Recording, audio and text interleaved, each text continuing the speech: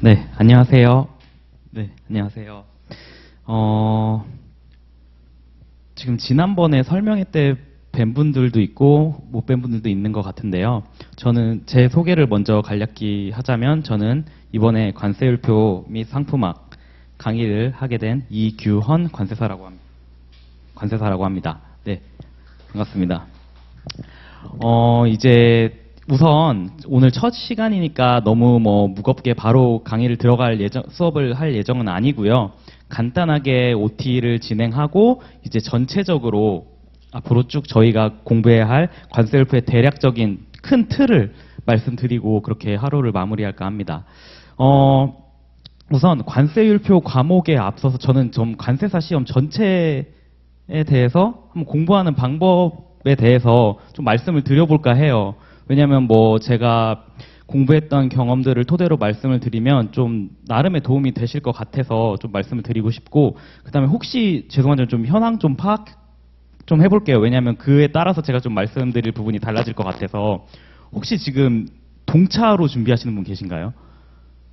세 분이요? 네 분. 생동차로 준비하시는 거세요? 아니면 삼동차예요? 아니면 생동차 준비하시나요? 아예 처음, 관세사 시험 처음 준비하시는 건가요? 아니세요? 그러면은 네네. 그리고 두 분은 유예세요? 네네. 그럼 모두 동차인 경우와 유예인 경우 모두를 좀 말씀드리고 싶어요. 어떻게 괜찮으실까요? 관세율표 말고 좀 전체적으로 말씀드리는 것도 괜찮을 것 같거든요. 왜냐면 제가 제 수험 시절을 간략히 말씀드리면 저는 동차도 해봤고 유예도 해봤어요. 동차 했을 때도 아깝게 떨어졌던 경우도 있고, 유예했을 때도 떨어진 경우도 있었고, 그리고 또 고득점으로 붙었던 경험도 있기 때문에 제 경험을 좀 말씀드리면서 이제 이렇게 하면 공부하면 좋겠다라고 말씀드리면 보다 여러분들이 좀 또 빠르게 합격할 수 있는 길에 갈 수 있지 않을까 싶어서 그 말씀을 드리려고 해요.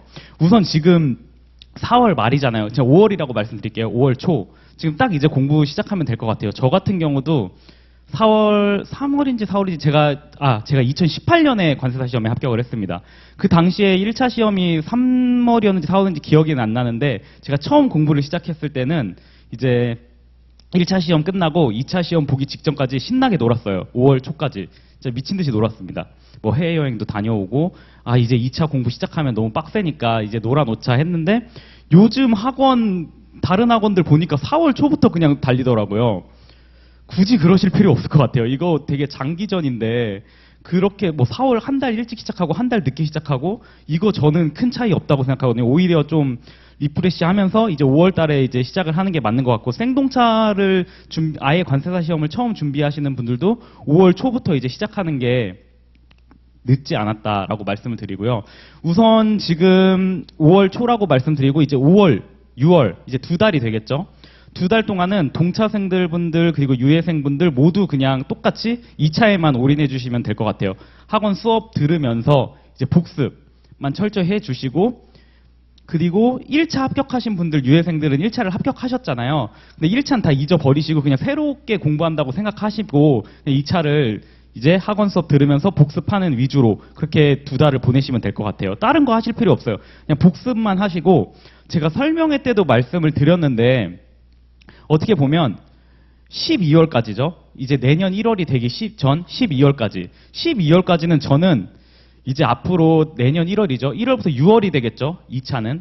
그 6개월 동안 저는 자기 책을 만드는 그 기간이라고 생각하거든요. 그 책을 만드는, 다른 과목 다 마찬가지입니다. 관세법, 관세율표, 관세평가, 무역실무, 그리고 새끼 과목들 있죠. 그 과목들 전부 다 그냥 자기만의 책을 만드는 6개월 동안의 기간이, 6개월이 아니죠. 5월 달부터니까 한 5, 6, 7, 8, 9, 10, 11, 12. 8개월 동안 이제 내가 6개월 동안 공부할 책을 만들어 나간다라고 생각을 하고, 이제 그 만들어진 책을 바탕으로 이제 1월 달부터는 쭉 공부를 하는 겁니다. 그 책만 가지고. 그리고 책에 정리 안 된 부분, 모의고사 때 만약에 좀 생소한 부분이 나왔다. 그럼 그거는 그 책에다 그냥 살짝 추가만 해주시면 되거든요. 그렇기 때문에 그렇게 하시면 되고, 이제 5월, 6월이 끝났잖아요. 그럼 이 학원 커리큘럼으로 봤을 때는 압축 정리예요. 다른 학원에서는 심화라고 하죠. 근데 뭐 다른 학원에서 뭐 심화를 없애고 뭐 기본을 4개월 동안 하고 뭐 이렇게 뭐 커리큘럼이 바뀐 것도 있더라고요. 제 생각엔 물론 모르겠습니다. 도움이 될 것 같기도 한데 자기의 공부 시간이 무엇보다 많이 필요하거든요. 그렇기 때문에 충분히 이 2달 기본 과정 그리고 압축 정리 그리고 기출문제 풀이 문제풀이로도 저는 충분하다고 생각해요.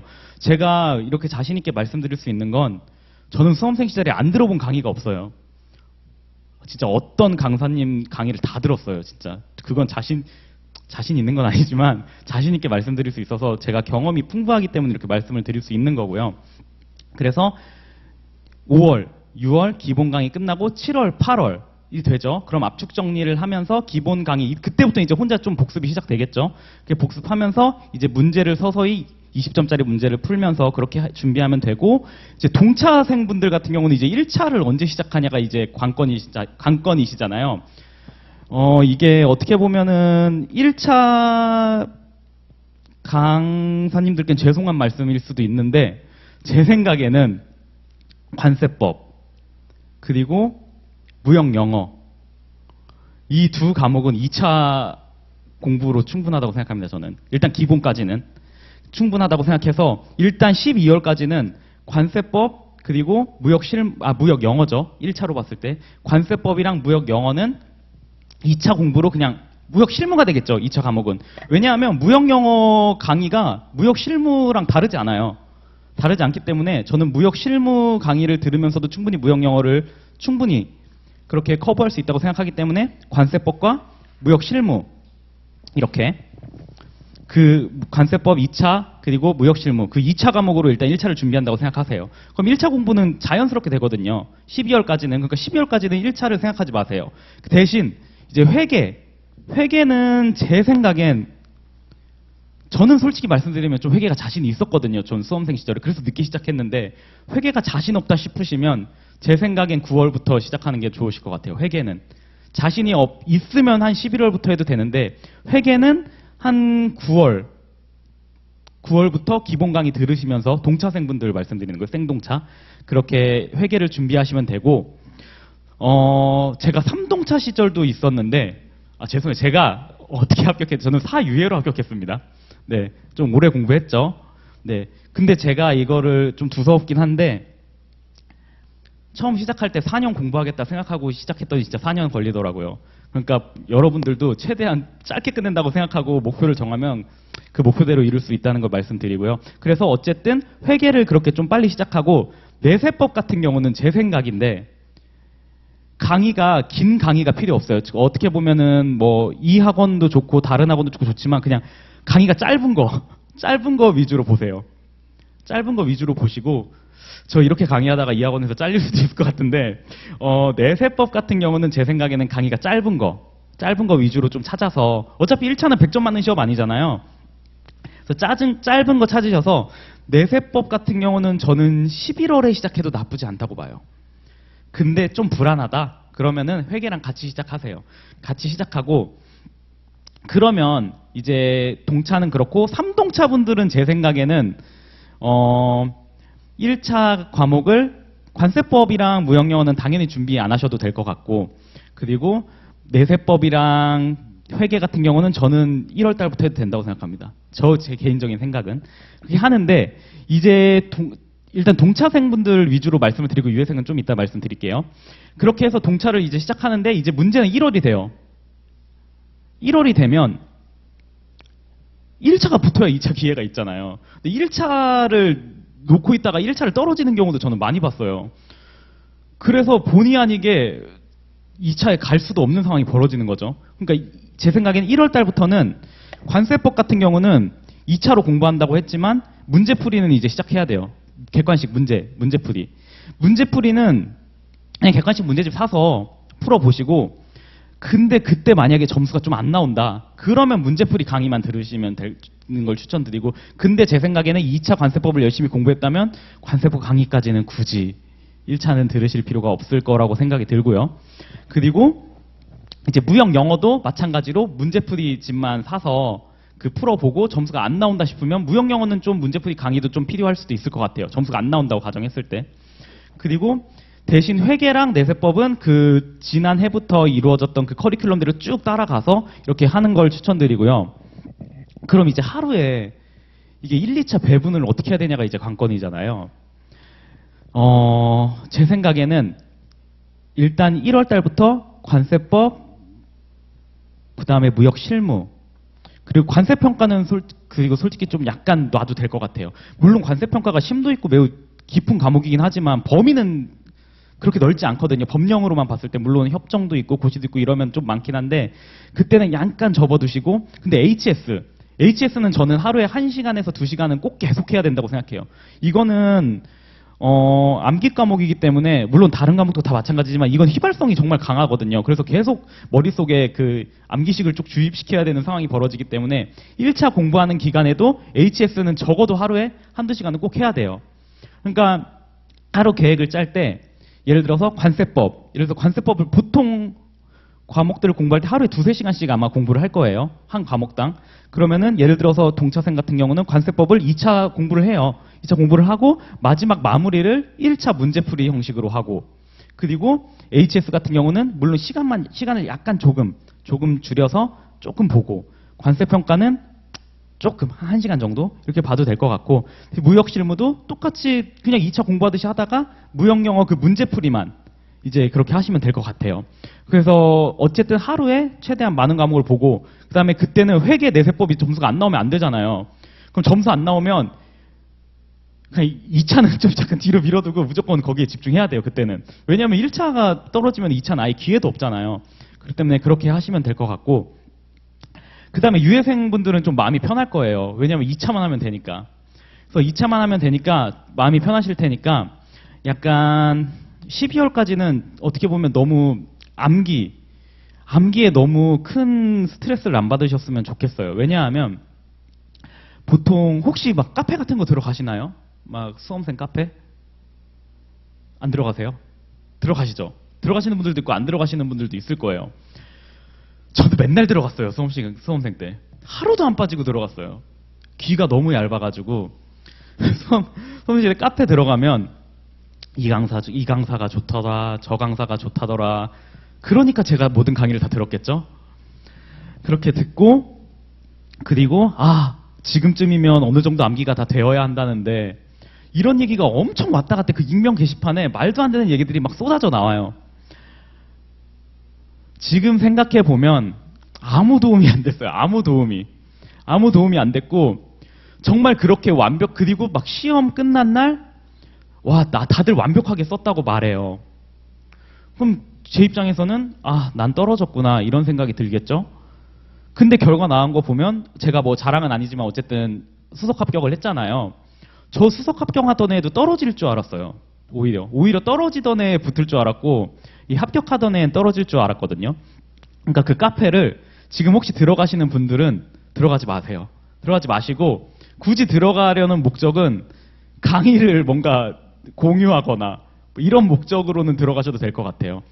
뭐 비용 절감 차원에서. 저 자꾸 이러다가 잘리는 거 아닌가요? 어쨌든 솔직히 비싸잖아요. 수험생 시절에 저도 뭐 돈 아끼려고 많이 그렇게 했거든요. 그렇게 해서 그렇게 이제 좀 카페는 웬만하면 그거 들어가서 보다 보면 1~2시간 그냥 가거든요. 그래서 어쨌든 지양을 하셨으면 합니다. 정 궁금하시면 저한테 여쭤보세요. 제가 이따가 뭐 연락처랑 다 알려드릴 테니까 제가 다 알려드릴게요. 제가 가진 풍파는 다 겪었기 때문에 제가 말씀드리는 게 거의 한 80~90%는 맞을 거예요. 그렇게 하면 되는 거고 그래서 일단 유예생분들은 그냥 이 학원 커리큘럼대로 쭉 따라가시되 약간 부족하다고 느낄 수도 있어요. 막 이게 왜냐하면 다른 학원 같은 경우는 어쨌든 좀 커리도 많고 좀 뭐 약간 나름 그래도 강사분들도 나름 경력도 있으시고 막 하신데 이것만 소화하기도 벅찰 수도 있어요. 제 생각에는 벅차고 소위 말해서 다른 과목은 모르겠어요. 특히 근데 이 관세율표 과목은 제가 이런 말 드리기 뭐한데 강사가 그렇게 중요하지 않은 것 같아요. 좀 부끄럽지만 제가 말씀드리기 부끄럽지만 솔직히 강사가 제일 안 중요한 과목이에요. 2차 과목 중에 제 생각이에요. 아닐 수도 있지만 그렇게 이거는 그래서 그냥 혹시 다른 과목은 아, 이 강사분들도 들어보고 저 강사도 들어봐야지 해서 비교해 볼 수는 있어요. 근데 제 생각에 이거는 다 거의 비슷할 거예요. 네. 그렇기 때문에 저는 개인적으로는 다른 과목은 한 2명 이상 들어도 괜찮다. 근데 HS는 굳이 다른 강사분들 들으실 필요가 있을까 싶어요. 왜냐하면 듣다 보시면 아마 아시게 될 거예요. 그래도 제 말씀을 못 믿으시겠다면 다른 강사분들도 들어도 좋습니다. 네, 그렇게 하시면 되고, 그 다음에 이제 실강이냐 인강이냐 이것도 고민이 되실 거예요. 저는 이 앞에 있는 여러분들에게 죄송한 얘기지만 저는 인강파였거든요. 저는 인강파였는데, 왜냐하면은 저는 일단 실강에 그 왔다 갔다 하는 시간이 좀 아까웠고, 오히려 실강에 오면은 저는 집중이 안 되더라고요. 왜냐하면은 강사님들이 얘기하신 거를 예를 들어서 인강 같은 경우는 다시 돌려볼 수 있거나, 근데 여기도 지금 어쨌든 복습 강의를 볼 수는 있잖아요. 그렇기 때문에 크건 아니지만 어쨌든 그 당시에 강의들을 당시에는 그렇고, 그 실강을 들으시는 분들은 약간 뭔가 의지를 가지고 오시는 분들이잖아요. 약간 질문도 하고 싶고. 근데 그 학원을 가기 위한 준비 시간, 뭐 하는 준비 시간 이런 거 하니까 너무 저는 안 맞더라고요. 그래서 근데 하도 제가 2번 떨어지고 이제 3번째에 붙은 거잖아요. 사유예면. 마지막에 불안해서 문제풀이 강의 하나 정도를 진짜 한번 실강을 가보자. 왜냐면 그때는 당시에는 그 강사님이 첨삭을 직접 해주셨어요. 그래서 관세법 과목 문제풀이 하나를 이제 실강을 들은 적이 있는데, 이런 말 해도 되나? 전 크게 도움 안 됐어요. 그러니까 이게 인강이냐 실강이냐가 크게 중요하지 않아요. 그러니까 여러분들도 들으시다가 나 실강 아닌 것 같아. 그러면 빨리 인강으로 돌리세요. 인강이 더 나을 수도 있어요. 오히려 또 인강 들으시는 분들은 실강이 괜찮을 수도 있어요. 그러니까 그거를 빨리 찾아야 돼요. 자기가 지금 뭐가 맞는지를. 아직 시간 많아요. 지금 제가 봤을 때 지금 5월이잖아요. 이거 한 7월까지는 고민하셔도 돼요. 8월까지도 괜찮겠다. 한 이제 9월부터는, 그때부터는 내가 인강인지 실강이 뭐가 맞는지를 좀 파악하셔가지고 이제 그거를 잘 선택을 하셔야 돼요. 이게 그 자기 방법을 확실히 빨리 찾아서 공부를 시작해야지 합격이 빨라지는 것 같아요. 왜냐하면 자꾸 제 사례를 들여서 좀 실패담을 계속 말씀드리는 것 같은데, 제가 첫 번째 실패했던 이유는 그 이제 2유예가 첫 번째가, 저는 이제 애초에 생동차를 준비를 안 했고 처음에 1차 붙고 그 다음에 2차 유예를 이제 준비를 했는데, 2차 보는 그날까지 강사 선택만 하다 끝났어요. 강사 선택만. 진짜 2차 시험 보는 그날까지. 그랬는데도 한 평균 1점 차로밖에 안 떨어졌어요. 그래서 이거 내가 잘못되지 않았구나라는 생각이 든 거죠. 바보같이. 그냥 운이 좋아서 그냥 1점 차로 떨어진 건데, 운이 좋아서 제 실력에 비해 제 실력은 한참 그 점수보다 못 미치는 점수였지만 운 좋게 그냥 점수가 잘 나온 거죠. 그래서 3동차 때도 그때도 강사 쇼핑을 계속했어요. 그때도. 그랬다가 이제 피를 본 거죠. 그러니까 저는 저만의 공부 방법을 찾지를 못했던 거예요. 3동차 때까지. 그래서 이제 4유예 때는 솔직히 그때는 뭐 방법이 없죠. 이제 그냥 책 보고 내가 나만의 책으로 이제 계속 암기하고 그렇게 했더니 이제 붙은 건데, 그러니까 너무 이 책 저 책 보시지 마시고 어차피 거의 다 비슷해요. 진짜 비슷하니까 자기 책을 만들어 간다는 생각을 가지고 하시면 되고, 그 다음에 이 교재를 이제 말씀드리자면, 제가 자꾸 두 수업 쓰기 얘기하는데 이 교재는 지금 법령만 들어가 있어요. 법령만 들어가 있고, 근데 해설서 부분이 이제 통칙은 해설서 부분이 들어가 있거든요. 맨 앞에 통칙만 해설서 부분을 같이 집어넣고, 이제 그 나머지는 법령집을 만 넣었어요. 근데 이거는 이제 두 번째 시간에 이제 뭐 법령이 어떻게 구성되어 있는지는 설명을 드릴 건데, 제가 이렇게 구성한 이유는 제가 자기의 책을 만들어야 된다고 했잖아요. 그렇게 해서 저는 이 빈 공간을 좀 채워나가야 된다고, 저와 함께 채워나가야 된다고 생각해서 책을 이렇게 구성을 했고, 제가 다음 시간에 제가 수험생 시절에 공부했던 책을 가져와 볼게요. 제가 원래 오늘 가져오려고 했는데 제가 가방이 너무 무거워가지고 어깨가 끊어질까봐 못 가져왔어요. 제가 오늘 업체 미팅을 갔다 오면서 지금 이 태블릿 플러스 지금 노트북이 들어있거든요. 그 책도 이것저것 들어있어가지고 너무 무거워가지고 죄송한데 못 가져왔고, 다음 시간에 이제 제가 공부했던 책을 한번 가져와서 보여드릴게요. 제가 설명회 때도 말씀을 드렸는데 다 네 과목 다 마찬가지입니다. 저는 책이 두꺼우면 공부하기가 싫더라고요. 너무 싫었어요. 책이 두꺼우면. 지금 다른 관세 HS 과목만 봤을 때 다른 학원은 책이 여러 권인 경우도 있고 막 상품에 대해서 다 자세하게 기재되어 있는 것도 있고 이만한 두께의 책들이 있어요. 근데 이건 개인 차일 수도 있어요. 왜냐하면 나는 책이 두꺼워야지 공부하는 맛이 나, 이런 분들도 있으실 거예요. 혹시 어떤 스타일이신가요? 책이 얇아야 좋나요? 두꺼워야 좋나요? 얇아야 좋죠. 그래서 그래요. 저도. 저 책 아마 다음 주에 가져와서 보여드리면 책 진짜 얇다고 느끼실 거예요. 전 모든 과목을 그렇게 했어요. 책을 진짜 얇게. 이게 근데 위험할 수도 있어요. 왜냐하면은 전체를 다 커버하지 못하거든요. 근데 저희는 인간이잖아요. 이거 100점 맞는 시험 아니잖아요. 다 못 가져가요. 절대 다 못 가져가요.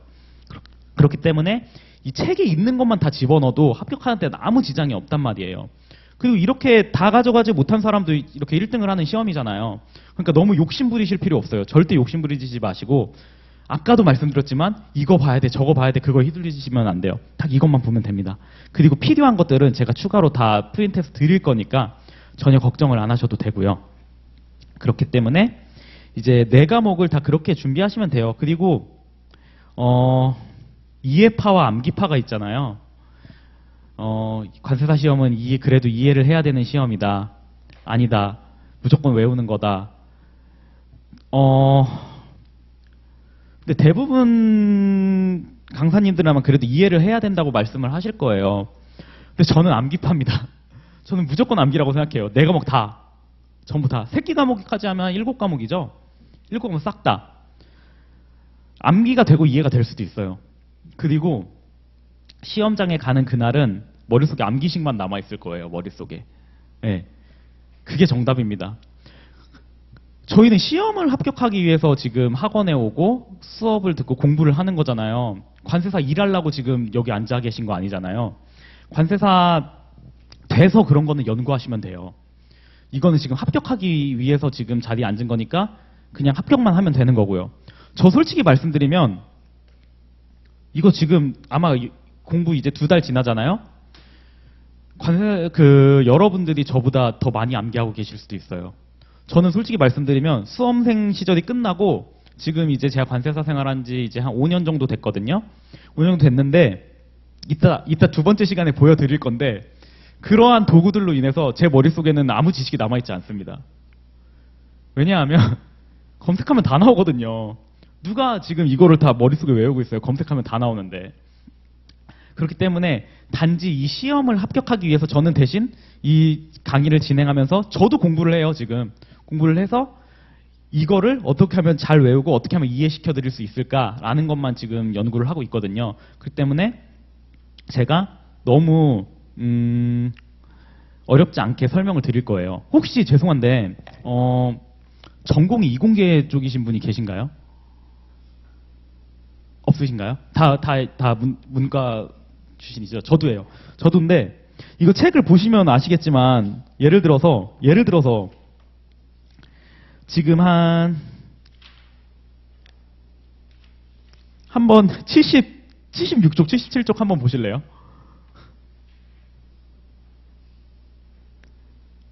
보이세요? 몹시 당황스럽지 않나요? 당황스럽죠. 그리고 하나 더. 하나만 더 볼게요. 115쪽, 113쪽.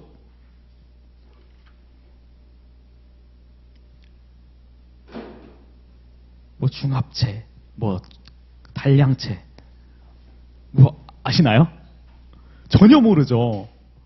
저도 그랬어요. 그래서 이 HS 과목을 보자마자 진짜 와 이거는 어떻게 하지? 진짜 난리가 났다고 생각을 했었거든요. 근데 시험에 필요한 지식은 극히 일부예요. 그래서 제가 극히 일부인 정말 기초적인 것만 알아도 돼요. 그런 부분들에 대해서는 강의 시간에 설명을 드릴 거고요. 그거는 그렇게 강의 시간에 설명드리는 부분은 예를 들어서 여기 공중합체다, 뭐 단위는 단량체다, 113쪽에 그렇게 써 있잖아요. 그게 뭐다라고 설명은 드리겠지만 그거를 그게 뭐라고 막 외우실 필요가 없는 거예요. 제가 강의를 하면서 이 부분에 대해서 그냥 이해를 위한 설명을 드릴 건데 그 부분을 막 미친 듯이 필기를 하고 그 부분을 외운 필요는 없거든요. 그냥 그 시간에 이러이러하구나 그리고 넘어가면 돼요. 그리고 이제 기본 강의가 끝나고 이제 혼자 공부하는 시간들이 이제 생기잖아요. 여러분들께서 그때 100% 기억이 안 나도 돼요. 그 설명들이. 그냥 이 규정에 대해서 그냥 약간의 이해할 정도만 이렇게 하면 되는 거고, 그리고 아까 그 6부 쪽 아까 말씀을 드렸잖아요. 29류, 28류 나온 부분 81쪽 보시면 말도 안 되는 용어들이 막 써 있잖아요. 이런 거는 외우는 방법들을 다 말씀을 드릴 거고 굳이 다 외울 필요 없어요.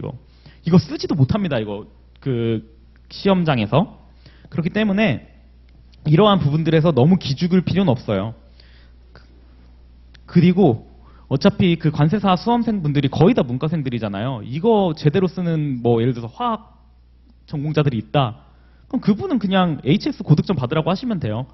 이거 다 몰라도 고득점 받을 수 있고, 그리고 너무 걱정을 안 하셔도 되니까, 그리고 제가 다 설명을 드릴 거고 그렇기 때문에 걱정하실 필요는 없고요. 그 다음에 이제 기출문제 부분인데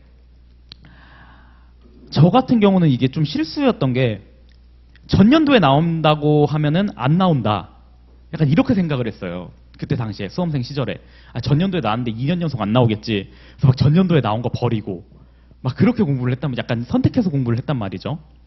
근데 이게 트렌드라는 게 없어요. 그러니까 전해에 나왔던 게 또 나오기도 하고 막 그렇기 때문에 이 기출문제 분석이라는 게 저는 그러니까 잘못 생각했던 거죠. 최근 1, 2년 동안 나온 거는 안 나오겠지. 그런 식으로 분석을 했었어요. 저는 기출문제 분석이라는 걸. 바보 같은 생각이었죠. 그러니까 기출문제 분석은 그냥 이러한 형식으로 문제가 나오는구나. 약간 이 정도로만 파악하세요. 그리고 나왔던 주제 분명히 바로 또 나올 수도 있어요. 그러니까 그런 식으로 분석하지 마시고 그냥 문제가 이런 형식으로 나오는구나 라는 식으로만 기출 분석을 하는 거예요. 그럼 결론적으로는 전에 나왔다, 그 전에 나왔다 그렇다고 버리면 절대 안 된다는 거죠. 그러니까 그런 것도 말씀을 드리는 거고, 그 다음에 이제 그렇게 해서 강의는 이제 제가 강의 계획서 보시면 아시겠지만 지금 그대로 진행을 안 할 수도 있어요. 왜냐하면 제가 솔직히 말씀드리면 학원에 좀 회차를 좀 늘려달라고 했었어요. 16회는 좀 부족한 것 같다. 근데 16회로 하래요. 그래서 제가 최대한 컴팩트하게 16회로 일단 하려고 하거든요. 근데 아마 지금 강의에서 보시면 순서가 막 1부부터 21부까지 순서대로 돼 있지 않을 거예요. 이게 연관성 때문에 그런데 아까 이따가 설명을 드리겠지만 그래서 저는 순서대로 진행은 하지 않을 거예요. 그 대신에 지금 강의 계획서대로 또 안 될 수도 있어요. 이 사람 뭐야? 뒤죽박죽이네라고 생각할 수 있는데 지금 강의를 하면서 제가 그건 방향을 설정할 거예요. 그리고 굳이 강의 계획서를 크게 연연하실 필요가 없는 게 어차피 이거 예습 못 하거든요. 그러니까 어차피 복습만 하면 되는 거니까 강의 계획서에는 크게 신경 안 쓰셔도 되고 그 일정대로 안 될 수도 있습니다. 대신 최대한 16번 안에 끝내도록 노력을 할 거고요. 혹시 만약에 16번 안에 안 되면 뭐 보강을 할 수도 있지만 최대한 16번 안에 맞춰 드릴게요. 그러니까 너무 걱정하지 않으셔도 될 것 같아요. 그 다음에 이제 이 정도로 좀 서두는 마무리 하고요. 이제 두 번째 시간부터는 이제 HS 이 관세율표 과목을 왜 공부해야 되는지 약간 간략히 설명을 드릴 건데 그 부분은 다른 교재에는 다 있는 내용이에요. 다른 교재는 있는 내용이고 이 부분에 대해서 강의를 하시기도 하고 다른 강사님들 분들께서. 근데 이 부분 시험 안 나옵니다. 안 나오니까 저는 그냥 짧게 말하고 넘어갈 거예요. 그러니까 그냥 그렇구나 하고 그냥 넘기시면 되는 부분들이고, 그 다음에 이제 세 번째 시간에는 저희 지금 목차 보시면 이 목차에 써 있는 게 어떻게 보면은 표제라고 하는 부분이거든요. 일단 제가 그 용어들은 이따가 설명을 드릴 건데, 이 1부부터 21부죠. 21부까지 총 이제 어떻게 구성돼 있고, 이제 앞으로 이렇게 흘러갈 거다, 이렇게 공부해야겠다 하는 걸 총괄적으로 말씀을 드릴 거예요. 드리고 이제 다음 시간이죠. 다음 시간부터 본격적으로 이제 나갈 거예요. 통칙부터 해가지고. 그래서 뭐 지금 뭐 통칙이 뭐다, 표제가 뭐다 지금 뭐 못 알아들으실 수도 있어요. 이 부분은 다음 시간 그 말씀 드릴 때 그 용어에 대해서 설명을 드릴 거니까 지금 못 알아들으셔도 걱정 안 하셔도 될 것 같고요. 그렇게 하면 될 것 같습니다. 지금 한 30분 정도 지났는데, 지금 한 10분 정도 쉬고, 이제 그 다음부터는 본격적으로 좀 한번 말씀을 드려볼게요. 네, 감사합니다.